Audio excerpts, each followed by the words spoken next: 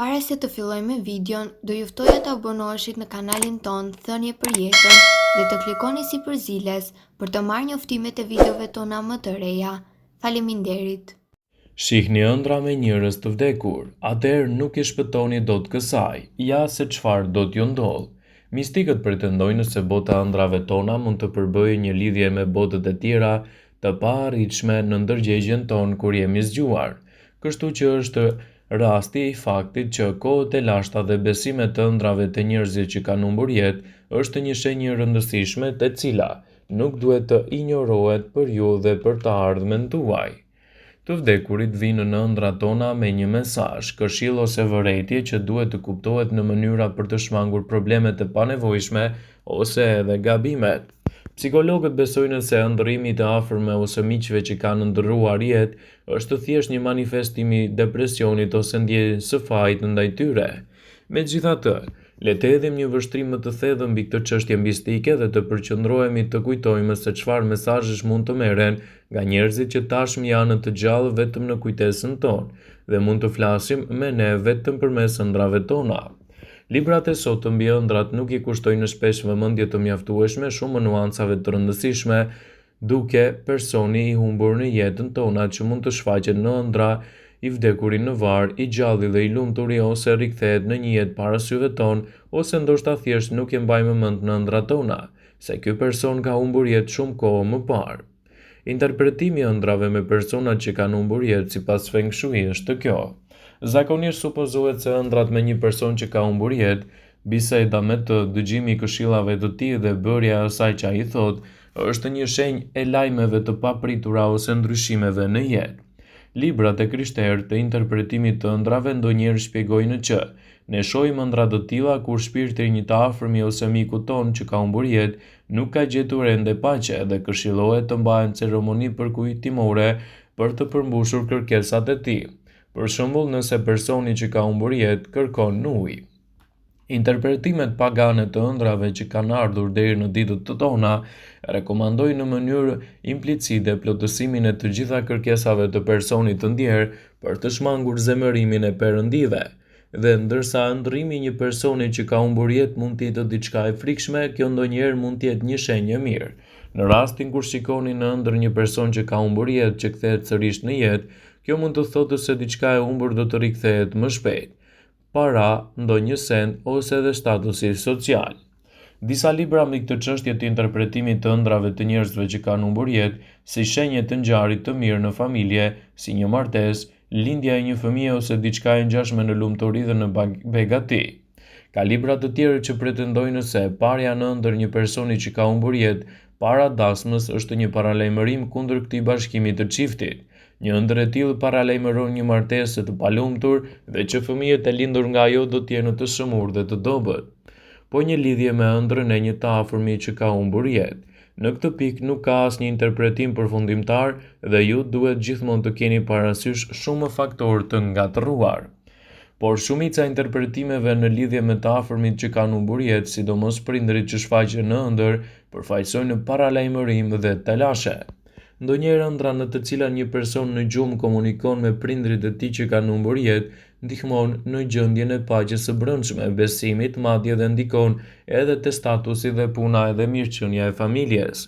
Besohet gjithashtu se është e pamundur të ndikojë te ëndrat kur ne shohim të dashurit tan që kanë humbur jetë, dhe nëse jemi të përpjekur që ta bëjmë këtë, është absolutisht e kotë, pasi nuk jemi ne që i thrasim, por janë ata që vendosin të vinë tek ju.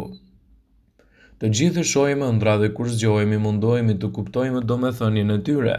Duke analizuar ëndrat tuaja, ju mësoni mbi sekretet e errta dhe ndjesitë e fshehura. Mos harroni, i vetmi ekspert që analizon ëndrat më mirë se ju, jeni ju vetë. Në këtë video do të rendisim disa nga ëndrat më të zakonshme që njerëzit shohin dhe bot kuptimin e tyre sipas Feng Shui. Kutit, zhgënjim, fshehtësi dhe mister. Në qoftë se ju ëndërroni një kuti, tregon se jeni duke u përpjekur për të zbuluar disa sekrete. Nëse kutia është bosh, kjo do të thotë se do të zhgënjeheni për diçka, ndërsa kur është ende send do të thotë se shumë shpejt do të prireni për lajme të reja ose do të zbuloni sekrete. Rënja në ëndër sjell shqetësim, humbje të kontrollit dhe rrezik. Kjo ndjenje pakëndshme do të thotë se po humbisni kontrollin dhe se keni frikë nga dështimi. Nëse gjendeni në publik pa rroba në ëndrrën tuaj, do të thotë pranim dhe mungesë vetvlerësimi. Kjo do të thotë se ju jeni të pambrojtur dhe të prirur për të pranuar gjërat që thonë të tjerët për ju. Punoni më shumë me veten dhe vlerësimin tuaj. Ngjyra jeshile në ëndër paraqet pasion dhe dashuri. Duke parë ngjyrën e gjelbër në ëndrrën tuaj do të thotë se jeni të lumtur dhe të kënaqur me jetën që jetoni. Nëse shikoni balt në ëndër do të thotë trazira. Kur shikoni se po ecini në balë do të thotë se jeni i shqetësuar për ndonjë gjë që nuk ndiheni të aftë për të dalë nga një situatë e caktuar. Mos u shqetësoni dhe përpiquni të vazhdoni. Rrugët në ëndër sjellin thjeshtësi, fat dhe udhëtim. Duke parë rrugën në ëndrat tuaja është një shenjë e mirë, do të thotë se e doni udhëtimin dhe keni nevojë për të arritur qëllimet dhe dëshirat tuaja. Fluturimi në ëndër sjell pozitivitet, guxim dhe liri. Të fluturosh në ëndër do të thotë se një person optimist kërkon që të bësh hapa të mëdha në vendime të sakta për jetën. Uji paraqitet me ambicie dhe me rrezik. Duke parë ujin në ëndër do të thotë se jeni të prirur për të marrë rreziqe të gatshme që përdorni çdo mundësi që ju jepet në jetë.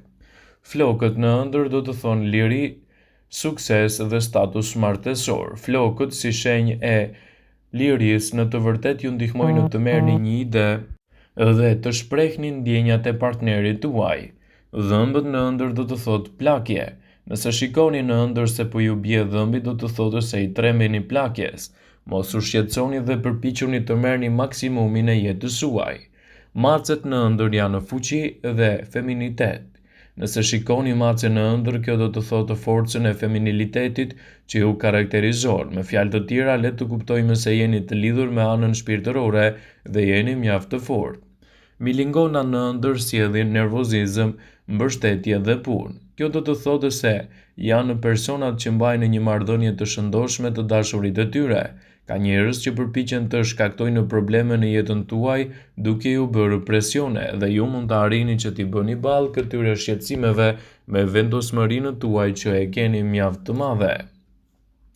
Kuptimi i ëndrave mund të jetë i ndryshëm dhe gjithashtu ëndrat mund të paraqiten edhe me kuptime të cilat deri më sot nuk i keni menduar më parë.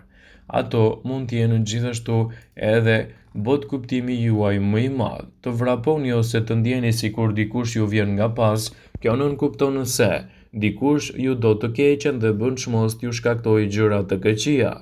Të fluturosh.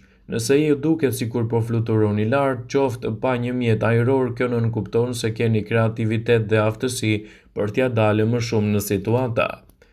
E njëjta ëndër disa herë, kjo do të thotë se diçka e re papritur do të vijë në jetën tuaj, diçka që ka lidhje me sekuencat e ëndrës, ndaj përsëritja e saj është një mënyrë për t'ju tërhequr vëmendje, ose bëhet fjala për një gjë që ju shqetëson sistematikisht dhe dienia se ka ardhur koha që të zgjoheni. Të shohësh veten të zhveshur në ëndër. Kjo është një ëndër që shihet shpesh edhe nga një pjesë e mirë e personave. Nënkupton se ju jeni transparent dhe të hapur me njerëzit dhe kjo mund të jetë edhe një mënyrë për të thënë që dikush i afërt ka nevojë për hapat tuaj. Të gjesh ambientet e shkollës dhe ta gjesh veten në to. Bëhet fjala për një fazë në të cilën ti po mëson shumë për diçka të re, e pa dëgjuar më parë dhe ty të ka bërë një përshtypje dhe të ka futur në mendime. Të jesh shtatzan në ëndër. Përgjithsisht jemi mësuar të dëgjojmë se një fëmijë në ëndër nuk kupton një hall që pritet të kaloni. Disa dëgjues të tjerë të ëndrave thonë se shtatzania shpesh simbolizon një etapë të re për jetën e personit që pritet të vijë gjithashtu me plot prosperitet dhe me plot sukses. Ndaj edhe mund të jetë një bot kuptim për ju. Vëmendje. Ju bëjmë me dije se informacionet në këto video kanë për qëllim që të plotësojnë, të mos zhvendësojnë në besimet ose atë që ju mendoni, dhe nuk kanë për qëllim që të mbulojnë të gjitha përdorimet e mundshme, masat parapraken, ndërveprimet ose edhe efektet e ëndrave në jetën tuaj. Pasi ta dëgjonit këtë video, do ju ftoja t'i bënit like dhe ta shpërndanit atë në profilin tuaj në mënyrë që të informohen edhe miqtë tu.